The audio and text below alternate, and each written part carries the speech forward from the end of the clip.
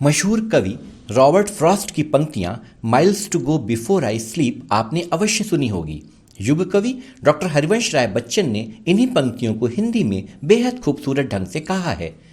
गहन सघन मनमोहक वनतरु मुझको आज बुलाते हैं, किंतु किए जो वादे मैंने याद मुझे वो आते हैं। अभी कहाँ आराम बदा, यह मूक निमंत्रण छलना है, अरे अभी तो मीलों मुझको चलना है। नमस्कार, एक कहानी सुनाता हूँ। गले में गुलाब के फूलों की माला पहने और हाथ में एक छाता और रामचरितमानस की प्रति लिए हुए 36 वर्षों की सेवा के पश्चात रिटायर होकर मनसुख लाल जी आत्मसंतुष्टि का भाव लिए घर पर पहुंचे। मन में इच्छा थी कि बस अब परिवार के साथ रहकर जी भर के मजे करेंगे। नौकरी में इतनी अधिक व्यस्तता रही कि कभी परिवार को बहुत समय नहीं दे पाए।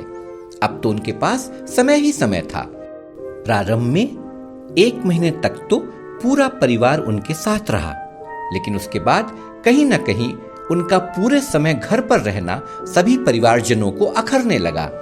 शायद सभी की स्वतंत्रता बाधित होने लगी थी। टीवी पर यदि वह समाचार चैनल देखने लगते तो पत्नी का पसंदीदा सीरियल छूटने लगता, और यदि बच्चों को वे बैठे बैठे अपने जीवन के अनुभव सुनाने लगते तो बच्चों को यह बड़ा बोरिंग और ओल्ड फैशन लगने लगता।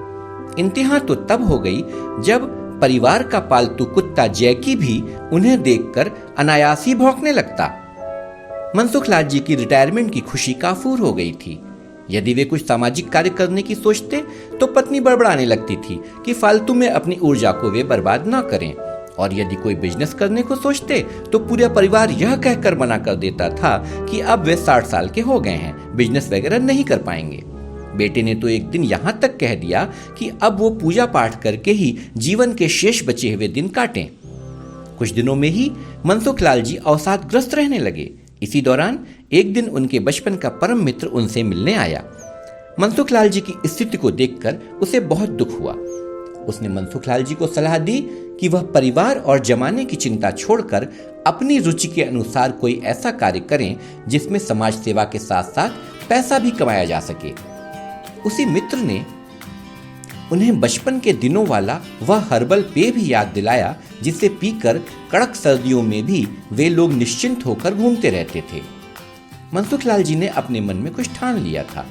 अगले दिन ही उन्होंने लेमन ग्रास, तुलसी, पुदीना, कुछ अन्य पौधों की पत्तियों तथा कुछ अन्य चीजों को लाकर उन्हें सुखाया, पीसा और सभी को मिलाकर हर्बल पेय का पाउडर तैयार किया और थोड़े थोड़े पाउडर की पुड़िया बनाकर मॉर्निंग वॉक करने वाले पार्क में लोगों को निःशुल्क वितरित की। उनकी पत्नी और बच्चों ने इस कार्य को उनके सठियाने का प्रमाण बोला, परंतु आश्चर्यजनक रूप से जो लोग प्रायः सदा ही सर्दी जुकाम से ग्रस्त रहते थे उन्हें इसे पीने से बहुत फायदा हुआ। 15 दिनों में ही इस हर्बल पेय की मांग बढ़ने लगी। उनके एक शुभचिंतक ने इसे इंटरनेट पर डाल दिया और कुछ समय बाद ही 2 प्रसिद्ध ऑनलाइन कंपनियों ने मनसुख लाल जी को हर्बल पेय की आपूर्ति करने को कहा। मनसुख लाल जी बहुत व्यस्त हो गए थे। अब इस कार्य में सहयोग के लिए उन्होंने 4 लड़के भी रख लिए थे और इस पेय की न्यूनतम कीमत भी निर्धारित कर दी थी। उनकी पत्नी और बच्चों को भी अपनी भूल का एहसास हो चुका था। मनसुख लाल जी को अपने परिवार के साथ वास्तविक खुशी का एहसास हो गया था। यह कहानी हमें यह शिक्षा देती है कि इंसान को कभी खाली नहीं बैठना चाहिए, हमेशा कुछ न कुछ सकारात्मक करते रहना चाहिए, क्योंकि जीवन चलने का नाम है। और अंत में जागिए, अपने सपनों को पंख लगाइए और इतने ऊंचे उठिए कि यह आसमां रह जाए नीचे और सारा जमाना आपके पीछे। अगले हफ्ते फिर मिलते हैं एक नई कहानी के साथ। तब तक आप खुश रहिए, स्वस्थ रहिए। नमस्कार।